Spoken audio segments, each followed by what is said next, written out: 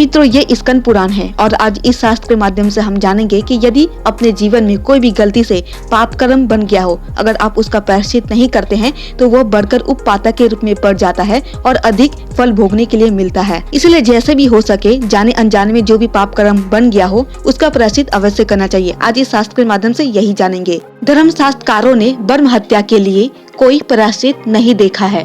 उनकी दृष्टि में ब्रह्म हत्या दूर करने के लिए कोई प्रायश्चित है ही नहीं। अनजान में जो पाप हो जाता है उसी के निवारण का उपाय धर्मशास्त्रज्ञ विद्वानों ने बताया है। जो पाप स्वच्छता पूर्ण जानबूझकर किया जाता है उसके प्रतिकार का कोई उपाय नहीं। इच्छा पूर्वक जानबूझकर किया हुआ पाप अनिच्छा या अज्ञान पूर्वक किए हुए पाप की श्रेणी में नहीं आ सकता। विषय भेद से इन दोनों प्रकार के पापों का प्रायश्चित नित्य किया गया है। जानबूझकर किए हुए पाप के लिए मरणार्थ प्रायश्चित का विधान है। अज्ञान जनित पाप के लिए विशेष प्रायश्चित बताया गया है।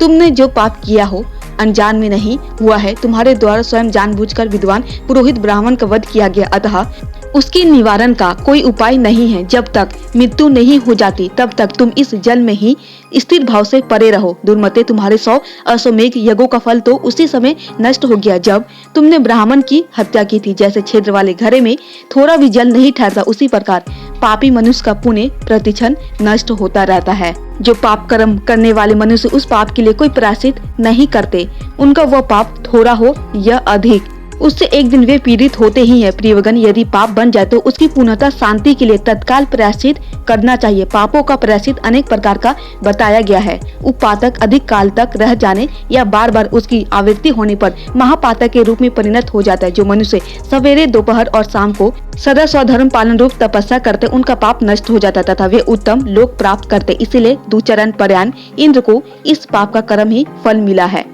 तो मित्रों, इसीलिए हमें हर एक पाप का प्रायश्चित अवश्य कर लेनी चाहिए ताकि हमें उसका तत्काल ही मुक्ति मिल जाए, वरना वो पातक उपपातक के रूप में आवृत हो जाता है। मित्रों, ज्ञान से भरी वीडियो आपको कैसी लगी? अगर थोड़ी पसंद आई हो तो प्लीज चैनल को सब्सक्राइब कर दे और वीडियो को एक लाइक भी कर दे।